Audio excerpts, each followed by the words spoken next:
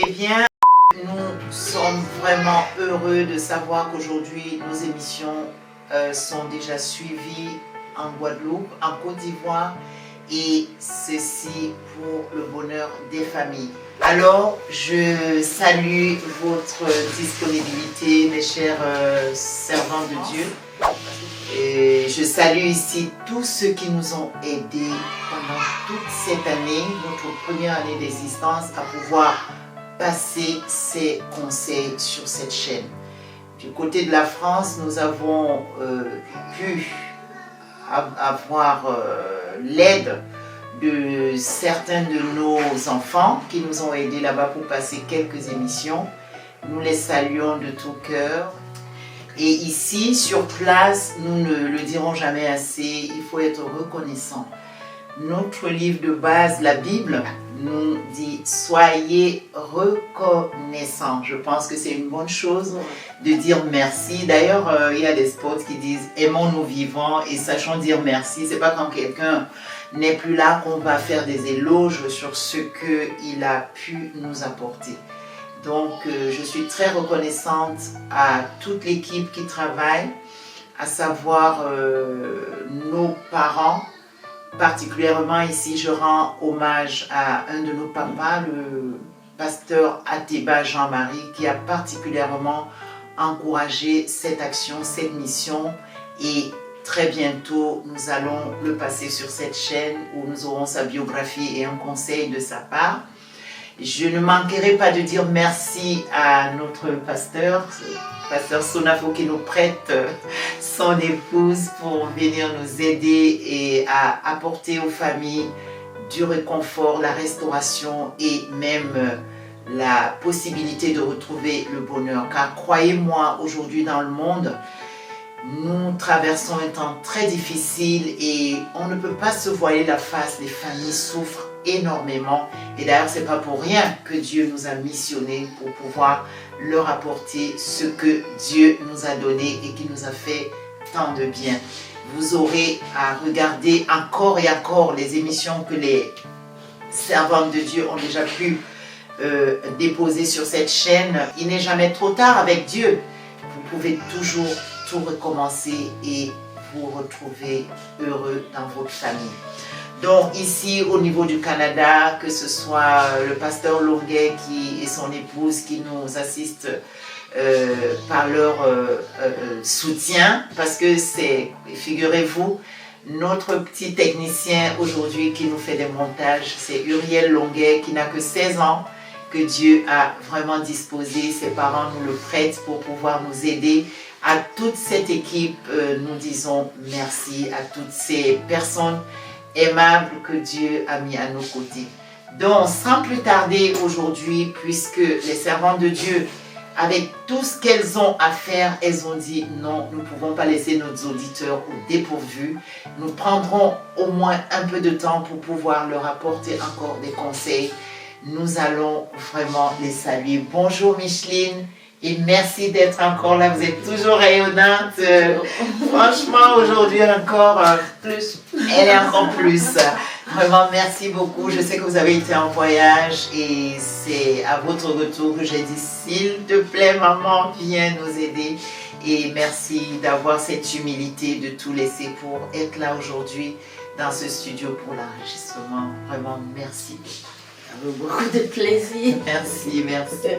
Et encore une fois, la princesse Amélie, elle est toujours disponible. Si je vous dis que prendre une minute à cette servante de Dieu, il faut vraiment que ce soit quelqu'un qui a de l'amour pour pouvoir se disposer. Elle est tellement occupée. Je dis vraiment merci. Merci parce que vous ne venez pas ici pour moi. Non. Vous venez ici parce que vous avez la soif de transmettre à ces familles en souffrance ce que vous avez reçu du Seigneur. Vous ne l'avez pas aussi inventé, vous l'avez reçu du Seigneur. Mais nous nous rendons compte que les relations entre les belles-mères et les belles-filles ont souvent été tumultueuses. Ceci nous a amené donc aujourd'hui à aborder avec nos invités le thème sur les relations entre belle-mère et belle-fille. J'espère qu'aujourd'hui, nous allons percer quelques abcès et apporter du remède pour pouvoir rétablir entre belle-mère et belle-fille des relations de bonheur. Parce que nous sommes là pour apporter le bonheur familial. Alors, sans plus tarder, parce que je ne vais pas trop retenir les servants de Dieu qui ont beaucoup d'occupations, vraiment, ce sera question-réponse. Je vais vous laisser édifier les familles qui ont posé qui ont sollicité être édifiées par cette question entre belle-mère et belle-fille. Alors, est-ce qu'une belle-mère a le droit d'imposer ou de refuser à son fils la conjointe qu'il veut prendre? Merci. Cette question est vraiment... Vous pouvez aussi saluer parce que ça fait longtemps qu'on vous a pas vu. On vous a pas vu depuis. Bonjour, parce que... À tous les auditeurs. À tous les auditeurs de GTV, Glorious TV. Je vous dis bonsoir. Et je suis très heureuse de me présenter encore aujourd'hui devant vous. Et je loue le Seigneur pour cette occasion et qui m'est donnée, parce que tout est grâce et tout don parfait descend d'en haut du Père de lumière. Et nous n'avons pas toujours la possibilité de faire ce que nous voulons. Parfois, nous avons bien beaucoup de projets, mais c'est les desseins de l'Éternel qui s'accomplissent. Et c'est pour ça que je loue le Seigneur qui me donne l'occasion aujourd'hui de me présenter encore dans cette chaîne du bonheur familial sur Glorious TV. Je vous remercie. Voilà. Donc, alors, est-ce qu'une belle-mère, nous sommes toutes des belles-mères, hein? Heureusement, c'est une grâce. Comme Michel vient de le dire, tout est grâce. Donc, alors, en tant que belle-mère, est-ce qu'on a le droit d'imposer ou non une conjointe à notre fils? Merci de me passer la parole. Et je peux dire oui et non. D'accord. Oui, dans la mesure où la belle-mère aime son fils et aimerait voir son fils heureux dans son foyer. Et elle a une expérience de la vie que son fils ne possède pas. Le plus souvent, les enfants, les jeunes, ils regardent les apparences lors de leur choix. Et les belles-mères aussi sont parfois bien futées à cause des expériences de la vie. Pour analyser, pour discerner, pour observer, pour distinguer et voir qui est vraiment cette femme que mon fils aimerait prendre. Et dans ce cas, je dis qu'elle a le droit de choix, elle a parole. Mais comme le mariage se passe entre deux personnes, on ne peut pas forcer un enfant à épouser une femme. Elle a un droit de regard, mais elle a aussi à lui proposer, à lui parler et à l'amener à comprendre pourquoi elle refuse tel et elle accepte plutôt tel. Donc il s'agit d'un dialogue quand même. Il s'agit d'un dialogue, d'une communication franche. Entre le fils et la maman. Mais est-ce que ceci doit se passer devant la fille ou bien la fille n'est pas au courant de toutes ces démarches qui se font en arrière-plan? Est-ce que peut-être Madame Billet, parce que si elle a plus ou moins le droit d'intervenir, tout ceci se passe comment? Est-ce que Madame Billet... D'ailleurs, Madame Billet, il faut te représenter. Non, je voudrais déjà dire bonjour à tous. Je suis très heureuse encore de me présenter devant vous en cette soirée par la grâce de Dieu pour notre émission sur le bonheur familial. Cette fidélité à ce programme vient de Dieu, comme l'a dit plutôt Micheline. Tout est grâce et seuls les desseins de l'Éternel s'accomplissent. Et nous disons merci à Dieu parce que c'est pas évident, comme disait la présentatrice, de trouver vraiment du temps pour le faire, mais nous vivons à cause de la parole de Dieu, parce que dans Matthieu 28, 18, le Seigneur nous a donné une mission d'aller de faire des nations les disciples.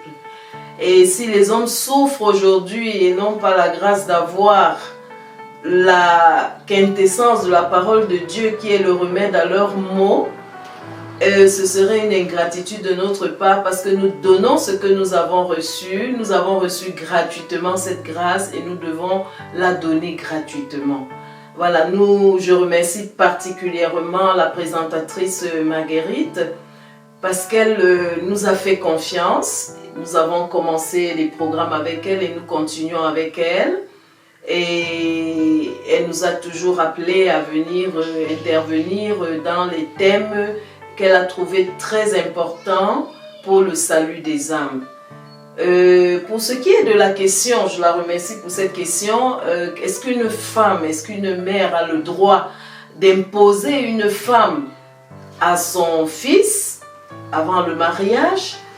Moi je dirais que tout dépend de la relation, tout part de la relation qu'il y a entre la belle-mère, la future belle-mère, c'est-à-dire la mère du jeune homme, du futur marié, et son fils.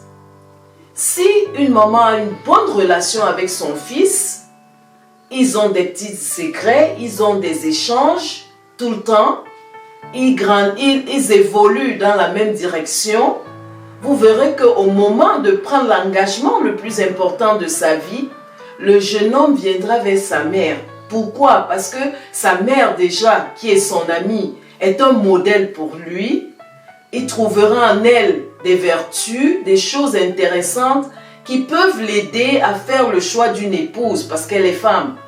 Alors, la relation qu'il aura avec sa mère va le pousser à lui demander « Maman, j'ai vu une fille, comment tu l'observes ?» Avant même qu'il ne promette le mariage, il va traiter de cette affaire avec sa mère. C'est très important. La relation mère-fils permet au garçon d'avoir un deuxième regard sur la personne qu'il aimerait épouser et d'avoir plus de force au moment de choisir. Voilà, c'est ce que je peux dire. Mais si vous avez un jeune homme qui vient vous surprendre avec une femme, parce qu'il n'a pas cette relation avec sa mère, il vient et dit, bon maman, j'ai trouvé la femme de ma vie, je vais l'épouser dans 1 mois, dans 2 mois, dans là. Mais qu'est-ce que vous faites? Vous n'avez pas de force pour faire autrement. Voilà, c'est ce que je peux faire. Je peux m'arrêter là pour le moment. Voilà. Alors, si je comprends bien, c'est un peu mitigé cette question parce que vous pouvez être surpris, c'est ce que je comprends, oui, par le choix du fils qui n'a pas besoin de votre avis parce que peut-être votre relation à la base n'a pas été de manière à ce qu'il soit toujours à votre écoute dans ses choix. Alors, ceci m'amène à me poser la question de savoir est-ce que cette future belle-fille maintenant qu'on vient vous présenter, quelle est la meilleure des attitudes dans l'un ou l'autre cas? C'est-à-dire, ici, j'ai le droit, parce que mon fils me fait confiance, voilà. Il me parle de sa future femme et il me dit de regarder. Bon, je pense quand même que quand il vient, il l'aime déjà en fait. Il y a déjà quelque chose qui s'est passé. Alors si la maman dit non, le fils a-t-il le droit tout de suite de dire ok, je ne peux plus parce que ma mère, parce que je veux déjà voir quel pouvoir elle a sur ce fils. Est-ce que s'il dit non, maman, je t'ai compris mais je l'aime, aide-moi à l'apprendre. Quelle est l'attitude la mieux à adopter dans le cas où, malgré votre hésitation à ce qu'il prenne cette fille, il décide quand même de la prendre et c'est votre belle-fille bientôt. Qu'est-ce qu'il faut faire? Parce que lui, il veut y rester quoi. Il tient à rester et il a déjà fait son choix. Et la maman n'a aucun pouvoir sur lui. mais il doit assumer. Il doit assumer. Bon, et sachant que le mariage, c'est toute une vie, s'il a bien choisi, il supportera, il vivra son bonheur. Mais s'il a mal choisi, c'est lui qui vit. Il devra assumer. Okay. Donc, c'est mieux parfois d'écouter les parents. Tout à fait. Et c'est toujours mieux d'écouter sa maman. C'est Dans mieux le choix. dans le choix. C'est mieux. Alors, je pense que nos chers auditeurs ne nous en voudront pas de mettre l'accent sur le choix d'une épouse. Parce que nous voyons, tu veux ajouter quelque chose? On a vu tout à l'heure que c'est un problème de confiance. Oui. Tu l'as si bien dit après moi. Quand le jeune homme a confiance à sa mère, comme disait Micheline, c'est bien que les enfants apprennent à écouter les parents. Quand le jeune homme a confiance à sa mère, il ne va pas venir la surprendre avec une épouse. Un choix. Il va pas avec un choix.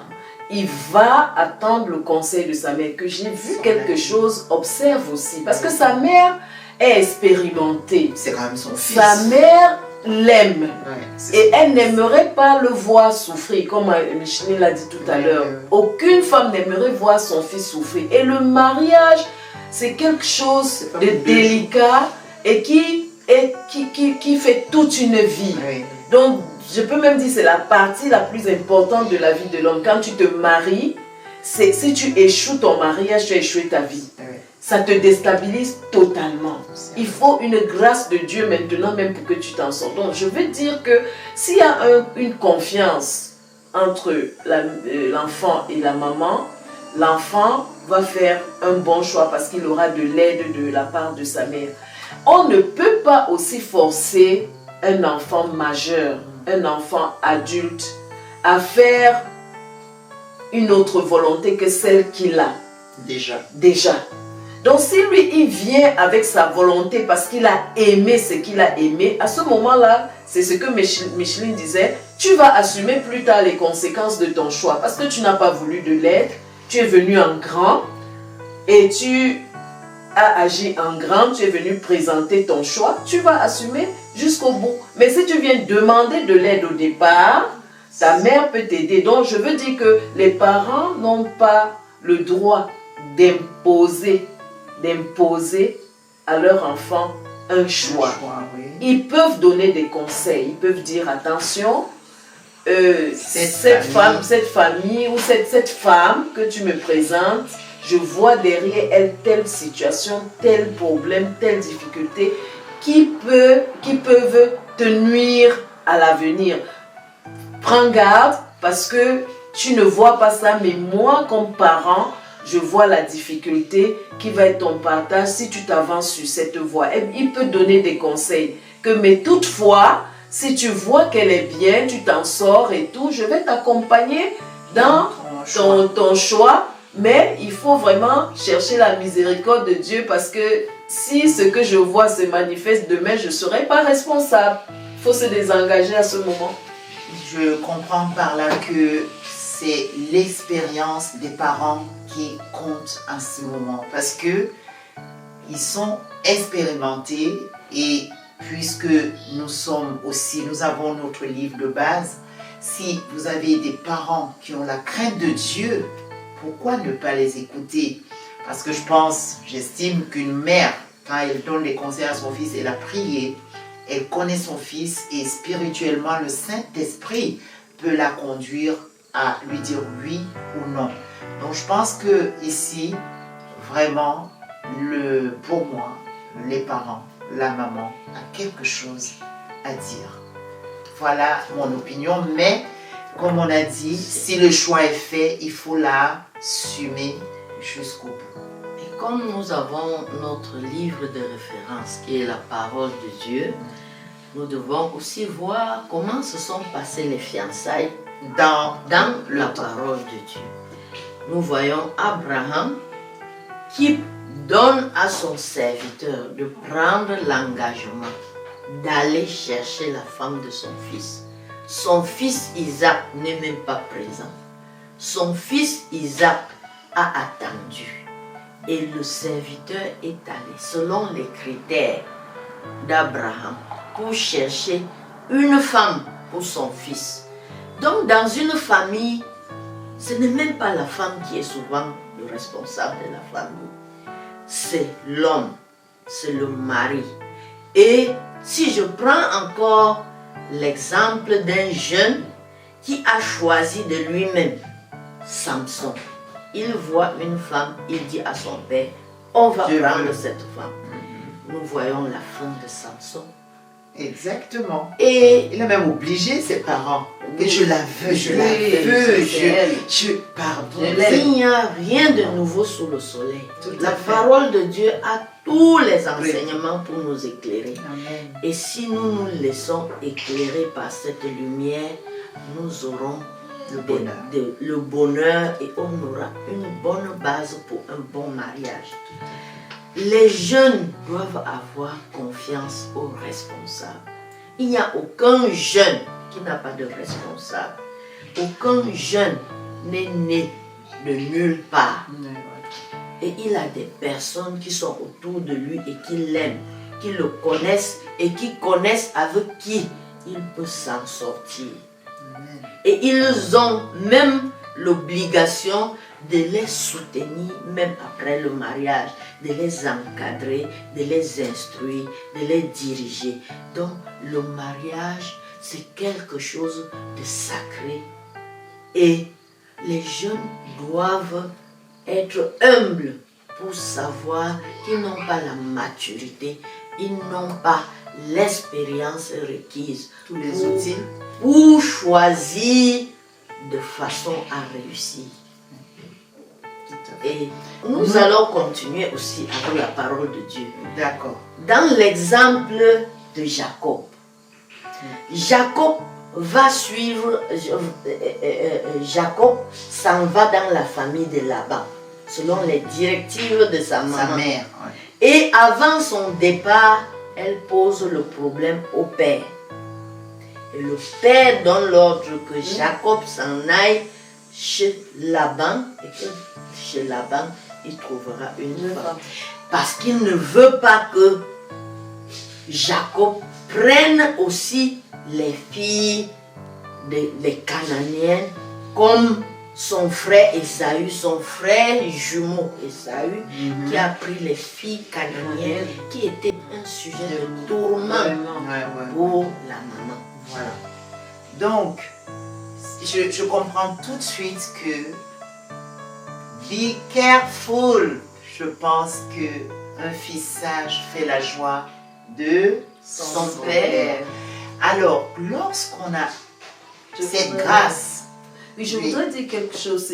Comme on est là pour les conseils, je voudrais dire aux jeunes qu'ils vraiment qu'ils écoutent, comme Micheline a dit que les enfants ne sortent de nulle part. Il n'y a aucun enfant qui va dire qu'il ne sort, qui sort de nulle part.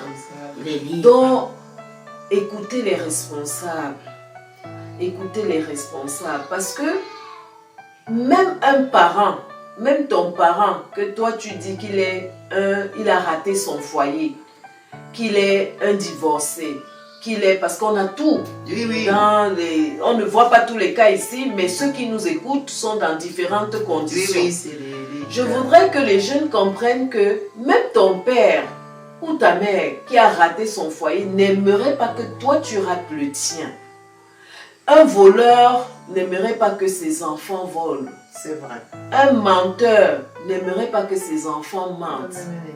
Un assassin n'aimerait pas voir son fils devenir assassin. Vous verrez que les parents travaillent à faire de leurs enfants des modèles. Vous verrez quelqu'un des meilleurs. Vous verrez quelqu'un qui a raté son foyer, il sera le meilleur conseiller pour ses enfants. Même un homme qui a maltraité les femmes, je vous dis qu'au moment où il marie sa fille, les meilleurs conseils viendront de lui, il dira à sa fille, et il dira même à son gendre, garde-la bien, ne la maltraite pas, fais comme ça. Et il va dire à sa fille, pour bien garder ton mari demain, il faudra faire ci, il faudra faire ça. C'est pour vous dire que le conseil d'un responsable est très important au moment d'aller en mariage. Ne vous prenez pas la tête. pour vous y aventurer tout seul, vous disant que vous êtes sage. À la fin, vous verrez que c'est peut-être de la folie. Tout à fait, merci beaucoup. Je pense qu'aujourd'hui, nous allons recevoir ce qui nous sera utile pour pouvoir gérer nos relations belle-mère, belle-fille. Parce que c'est de ça qu'il est question. Parce que entre belle-mère et belle-fille, on se rend compte qu'il y a souvent beaucoup de tumulte. Et je souhaite que nos invités essayent d'entrer plus profondément dans cette relation et répondre à une question qui est la deuxième question.